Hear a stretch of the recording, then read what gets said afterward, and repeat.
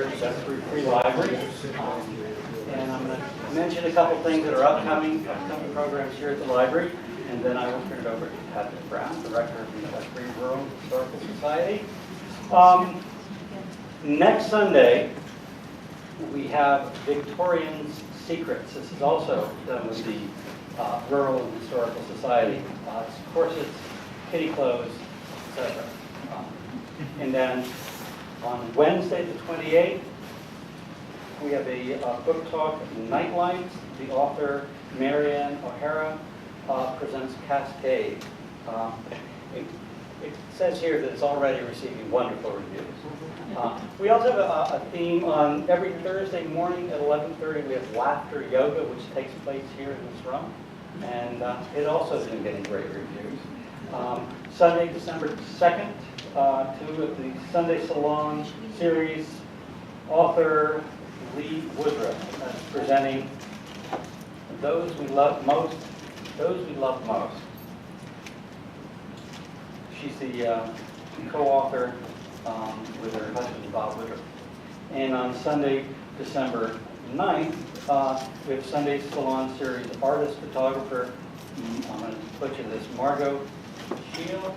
She is a photographer and a pilot, and she does these terrific photographs from the air. They're just wonderful. Looking down on Duxbury Bay, etc. And I'm just going to end with the last thing on this page is Sunday, December 30th at 2 is the screening of The Magnificent Ambersons. Also, Tony Kelso will be presenting that with the, excuse me, it's entitled, actually, the Duxbury's Magnificent Gilded Rights is the topic. So, anyhow, let me give you over to Patrick, and thank you very much.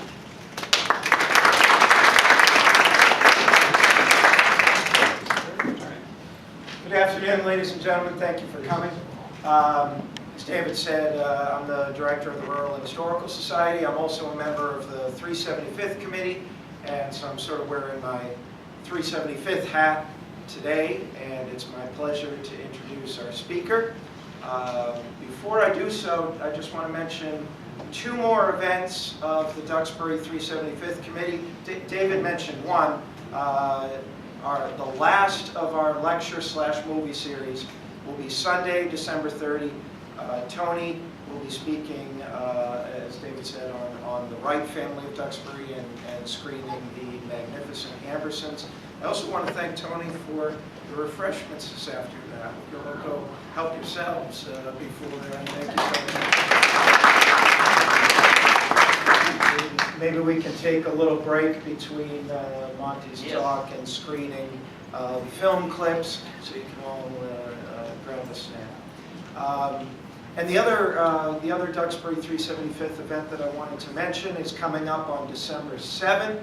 We are having, to close out the year, the 375th Committee is going to have a gala at the Duxbury Bay Maritime School. That's December 7th. 375th Committee members, help me out. Do we have a time on that? 7 o'clock. December 7th, 7 o'clock. 37.50. Get that 375th, 37.50. You can buy a ticket. All right, so that's the programming notes. Let me now introduce our speaker, who we're very excited to hear from today. Monty Healy is a semi-retired land surveyor and an avid historical researcher. He is probably the most frequent visitor to the Drew Archival Library of the Duxbury Rural and Historical Society. Spends a lot of time there going through the old records. A remarkable project that Monty has been doing is he has been digging up the land records, researching the original land grants that the Pilgrims received that were doled out in 1627. This is remarkable work. It's groundbreaking work. Some people have worked on this in bits and pieces in the past, but Monty is really doing all the land grants, one after the other, researching and doing some research that nobody has covered before. Some of his research has been written up and printed in the Clipper. You've probably read. He's a contributor to the Clipper. You've probably read some of these articles that have been printed before. What's very interesting about the research that Monty does is he doesn't just research the pilgrim history of these land grants. He will then research the history of interesting landmarks that are now on these parcels of land. And lo and behold, one of these parcels that he was researching happens to include the site of the Milepost Restaurant. And I don't want to steal Monty's thunder. I'm just going to describe it very vaguely for you. As Monty got into this research, he started discovering that the history of the Milepost Restaurant bears a remarkable resemblance to a famous novel that then got turned into a movie. And so Monty today will be discussing the history of the Milepost Restaurant and drawing comparisons between that and the novel/movie Mildred Pierce. And we are going to be seeing clips from two versions of this movie, Mildred Pierce, after Monty's talk. So it's my pleasure to introduce Lamont Healy.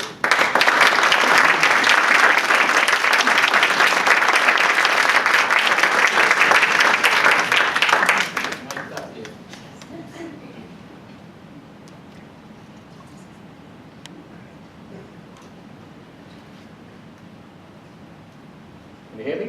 Yeah. Is it on? Yes. Very good. A few thank yous first.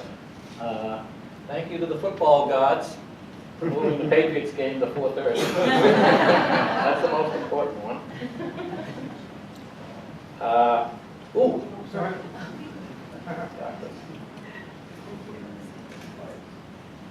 I want to thank Patrick for getting me started on projects I've been doing.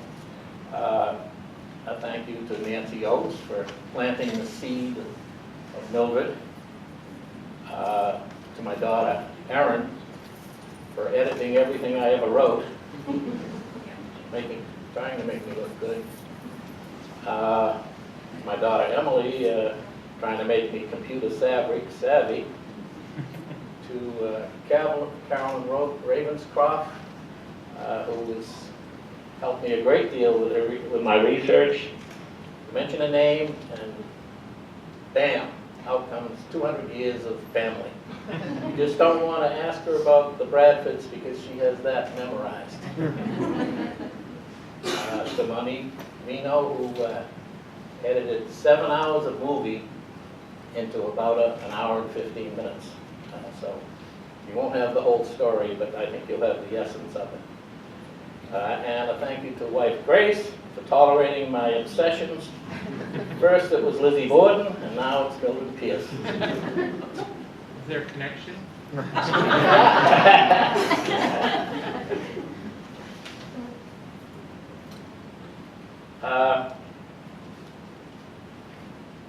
One thing I wanted to mention, we have with us a great-granddaughter and a great-great-granddaughter of Mildred. Here, Teresa Couture and her daughter Brianna. Luckily, they are not in this branch of the family, so they're lucky.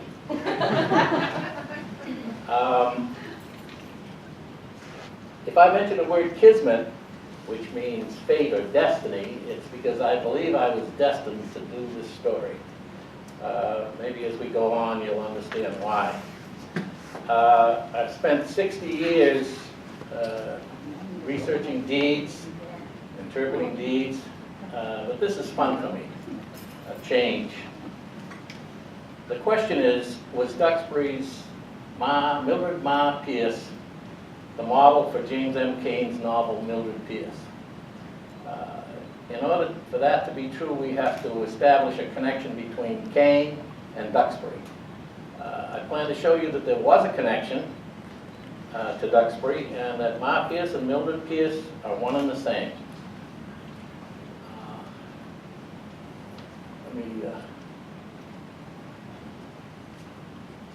This is Ma on the left, at a young age, and Joan Crawford as Mildred Pierce in the 1945 movie.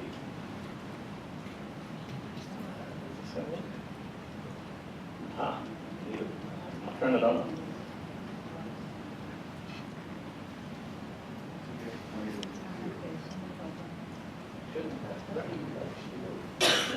First, James Cain, born in Annapolis, Maryland, 1892.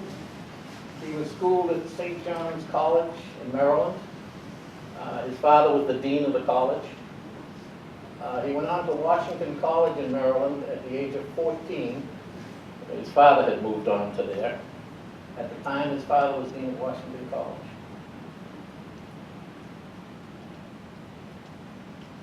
Throughout his upbringing, he endured unending instruction in the proper use of the English language by his father. He eventually taught English at Washington College, where his father was the dean. When we were researching the papers in the Library of Congress, we found a fan letter that used the word miss with a period after it, and he had answered this woman with a full page of corrections as to why there was no period after the word miss. A real master of the English language. He was also a master of economy of words. In this book here, there are his three most famous novels. Two of them are just a little over 100 pages. Double Indemnity and The Postman Always Rings Twice. Mildred Pierce is the longest of the three. Let's see here. Hoops. This is Cain's biographer. Not a master of the economy of words. Almost 700 pages.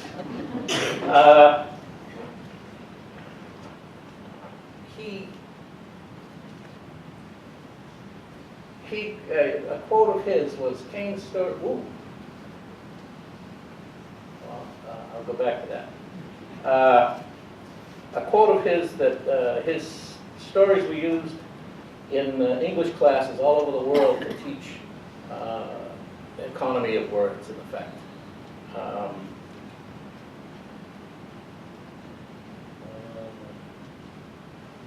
Hoops also said he had little to no imagination, and The Postman Always Rings Twice was probably the first grand slam of publishing, according to Hoops. It was a bestseller in hardback, a bestseller in softcover, a bestseller, a play. It was syndicated, and it was made into a movie in 3 different languages, at least 3 different languages, maybe more. He based The Postman and Double Indemnity on Tiger. This woman's nickname was Tiger Woman, Ruth Snyder, and her lover, Judd Gray, who murdered her husband, Albert. Again, Double Indemnity was also the same. The New York Times review titled 6-Minute Egg, which he was supposed to be in the hard-boiled genre. And that, because there was no murder in Mildred Pierce, I think this author sort of said 6-Minute Egg, which would be soft-boiled. The review was favorable. He liked the book, but no murder. Hollywood made put a murder in it. That is Ruth Brown Snyder. That picture on the right is, there were no pictures allowed at the execution after the murder and the trial, but a photographer brought a camera in strapped to his leg with a pull rope into his pocket and lifted his leg up and shot that picture, and it was on the front page of the New York Daily News the next morning. Quite a famous picture. If you Google that, there's about 300 pictures there, all different sizes, all the same picture, all that one picture.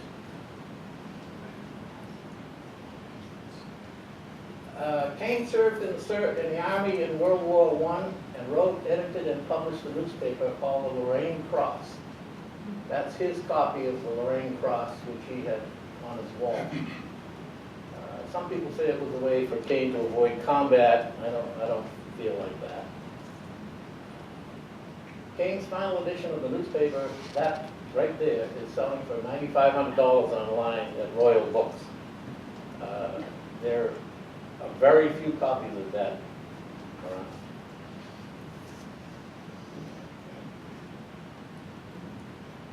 Not gonna move.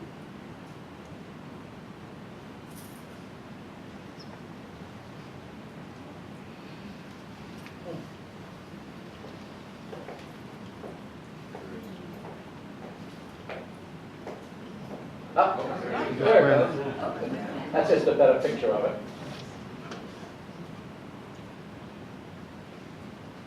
The Duxbury connection, I believe, is James W.D. Seymour. The D is for Davenport. He is, in that picture, he is on the right there. That's Prime Minister Anthony Eden there.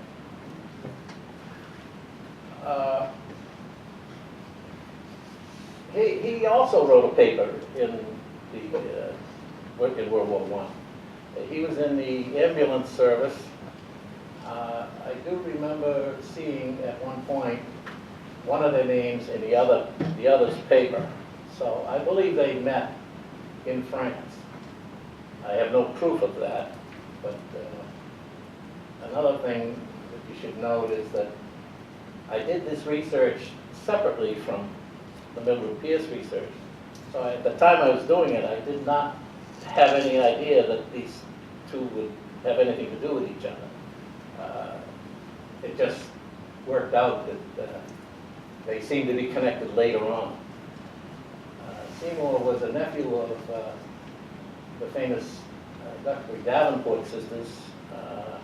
Fanny Davenport was a stage actress around the turn of the century, and her sister Blanche was a world-famous opera singer. One thing you should know about Cain, he was absolutely a devoted opera fan. Many of his books have a little bit of music runs through them. Even in Mildred Pierce, the daughter is an opera singer.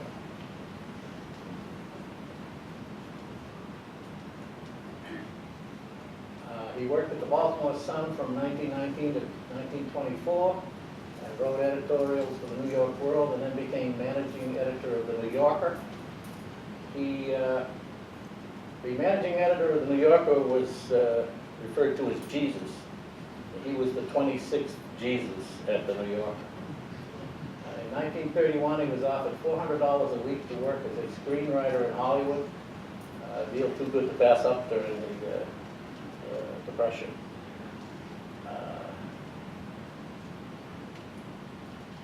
I think he has one screen credit as a screenwriter.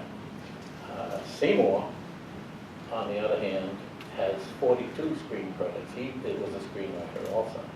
They also both worked at Universal Studios, so they were compatriots after the war. In his lifetime, he wrote about 40 novels and short stories, of which 12 were made into movies. Oh, let me go back to that.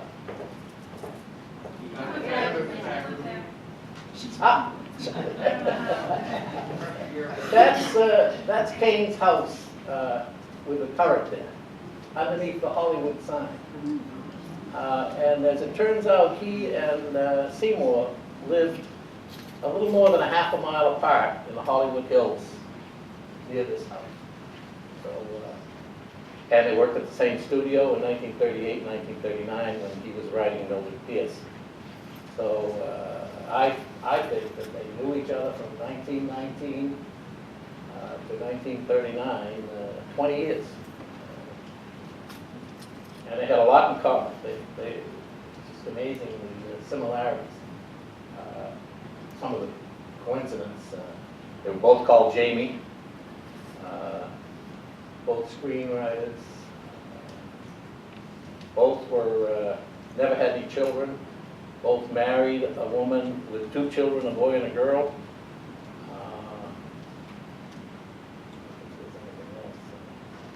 But that's a lot of coincidences. Nancy Oates says there's no such thing as coincidence.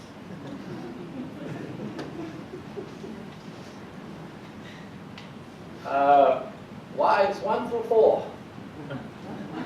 Mary on the left, Alina Schusted Tyzeka, the second one.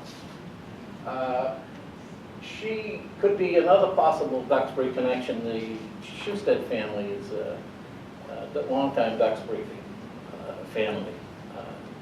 I've never been able to prove that. I did contact them, but never proved it. Eileen Pringle was a movie star. They were not married long, and he ended up paying for that for quite a while. Cain's love of opera appeared in many of his works, including Mildred Pierce, but his 4th wife, Florence Macbeth, was an opera singer who he had been a fan of many years before. She had retired from singing. And they married in 1947, and I believe lived fairly happily until their death in 1966. Cain was a heavy drinker and a bit of a womanizer. Common knowledge, very common knowledge.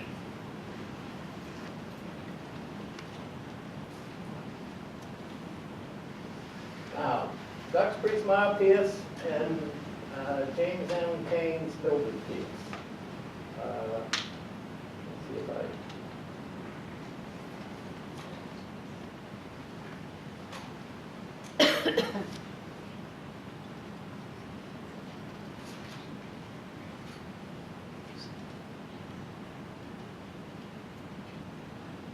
one thing I wanted to mention, there were critics that said of Cain that the unattractive people in Mildred Pierce simply did not exist.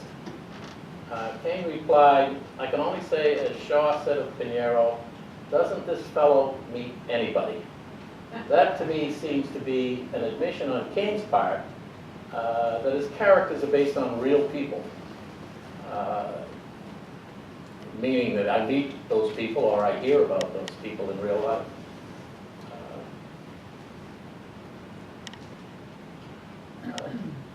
That's Mildred, very poor picture, the best one we could find. And that's a scene from the first movie on the right. Both of their husbands were home builders. They both married young. Husbands both left. Right around 1930, 1931, right after the crash in 29.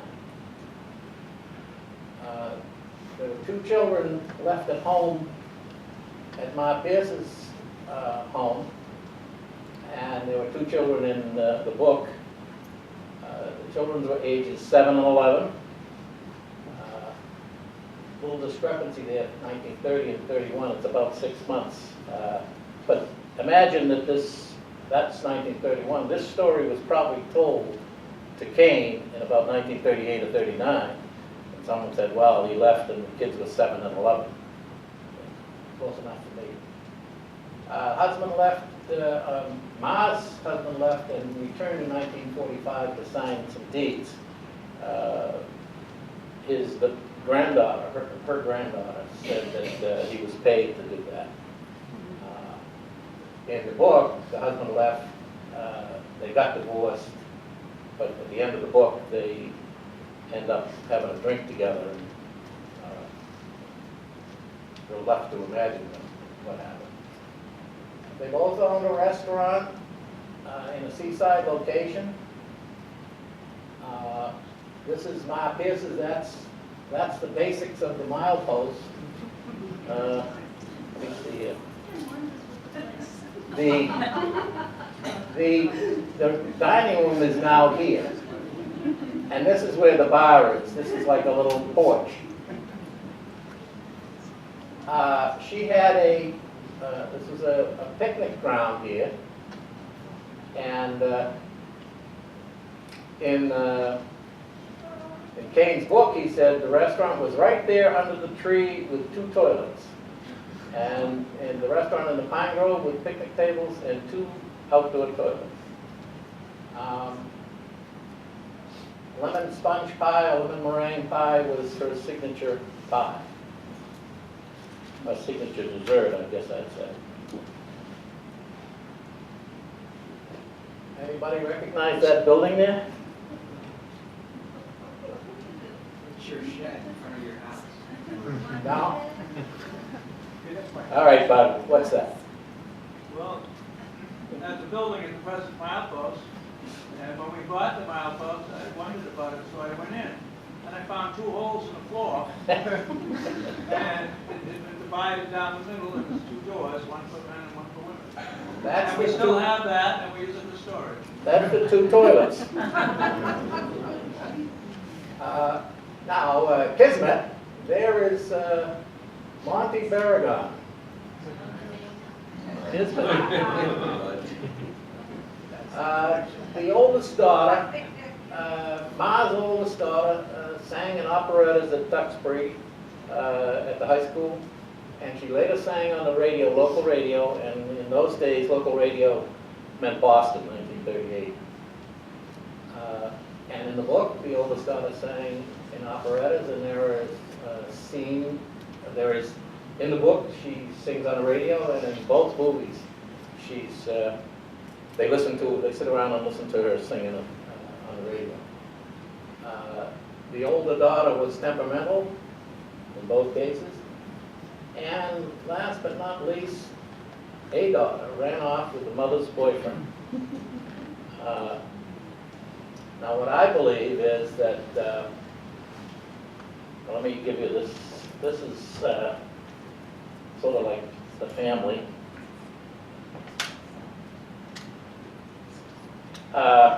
This is Ma Pierce's family, and this is James M. Cain's fictional family.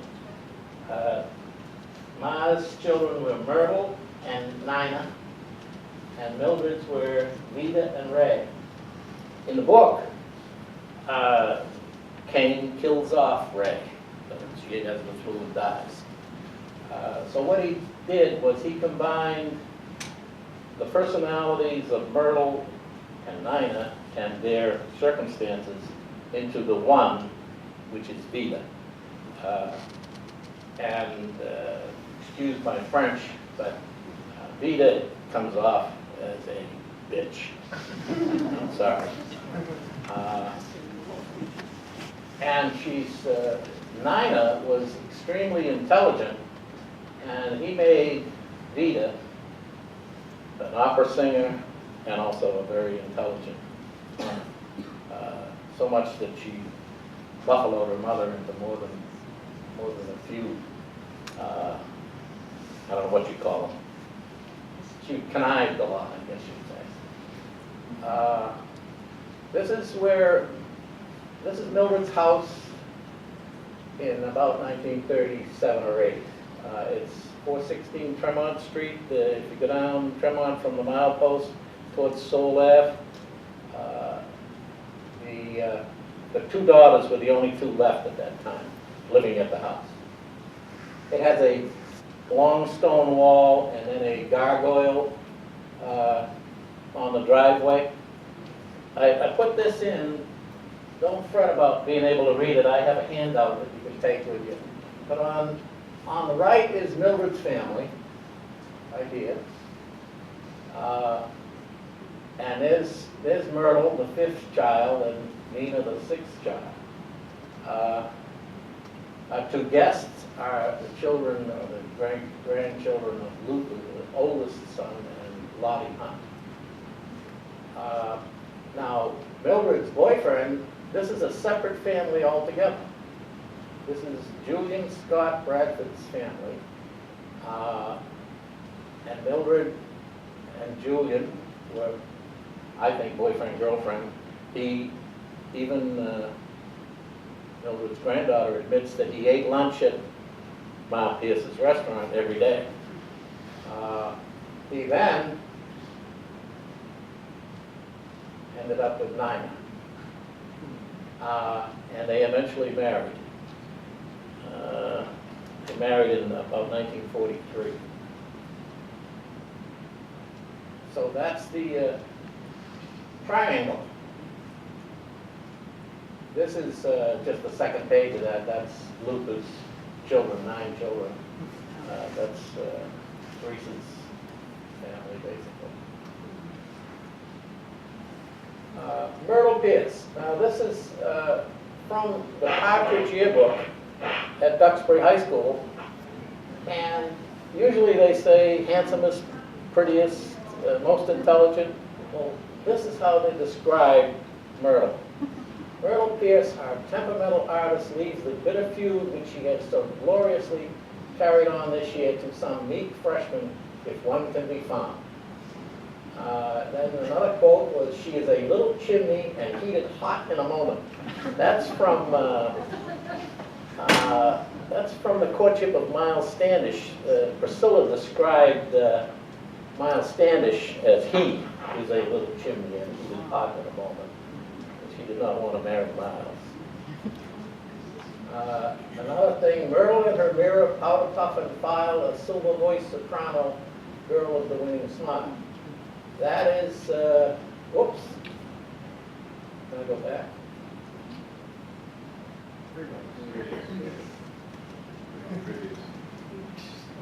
See if I can get down. Can't get down there. Let me go back, guys.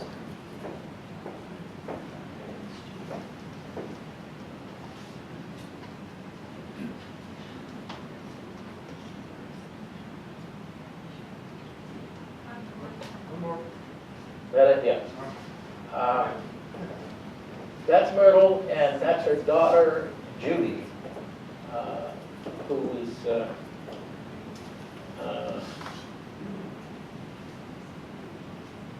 class prophecy. This is like part of a prophecy in the final yearbook. Approached the building from whence the odor had come and were served with the most delicious and hottest hot dogs ever. Why? Because they were toasted and roasted by Myrtle Pierce, whose fiery temperament had gotten under the skins of her dogs. I don't know. And in my research, both Myrtle and Nina, I do not find many close friends. They seem to be alone. Again, that Judy had the little girl there. She had 5 boys who live right near where Grace and I go to Florida, and I interviewed some of her sons, Kismet. The girls in Mr. Patterson's American History class are proving to be more of a trial than the boys.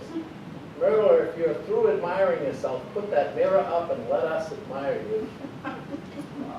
And then they had a subject, what would happen if, to each one of the seniors. And in this case, if Myrtle lost her mirror.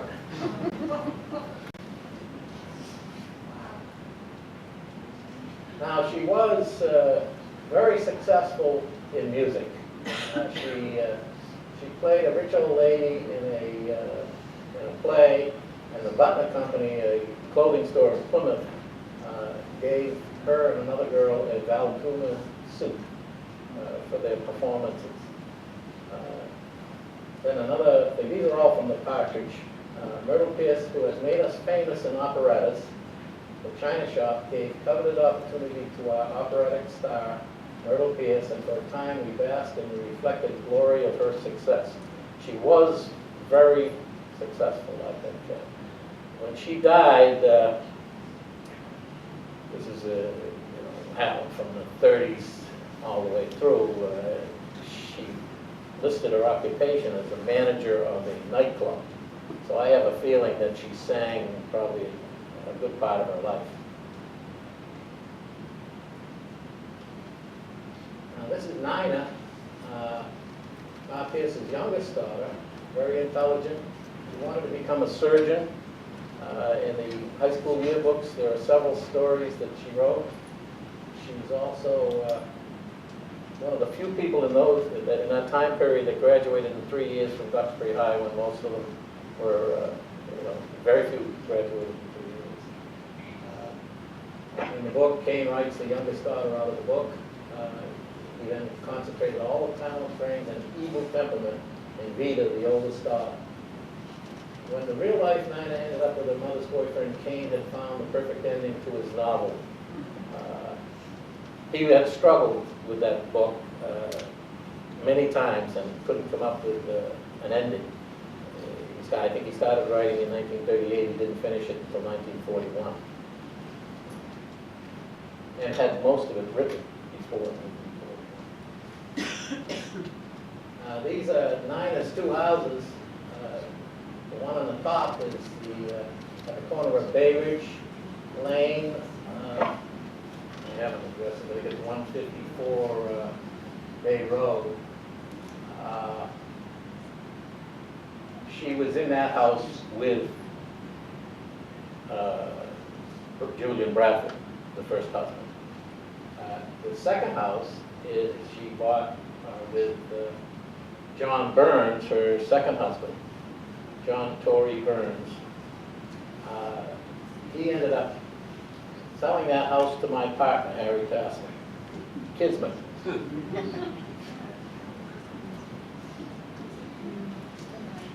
Now, Cain was on the South Shore from August to November 1938.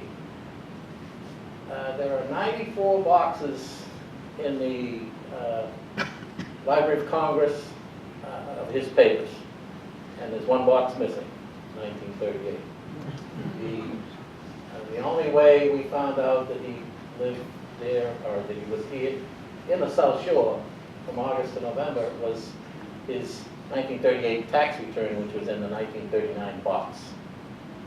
I think that box might have been intentionally destroyed or just lost. Somebody took it for something. I think probably he had a couple of lawsuits that year. He was already a very successful author, and he may have stayed in Duxbury, possibly with the Seymour family who lived on Washington Street. That building there is the Shore Acres Inn, or Shore Acres Hotel, which is now a private residence on the corner of Soule Avenue, on the side closest to Kingston. That was a hotel that was frequented mostly by people in the entertainment business. So if some actors or actresses were there, it wouldn't be unreasonable for him to have been there. That's another possible connection. Cain might have stayed there. If he had, he'd have been driving by Ma Pierce's every day to go to Cohasset. So that's a possible connection too. Now, my little closing thing is, if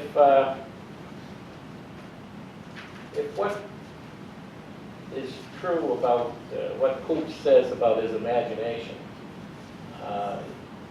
if you're skeptical at all, given his lack of imagination and his tacit admission that he based all of his characters on real people, what are the chances that he found another family with all of these characteristics someplace else? Just minute, I would say. And so I rest my case.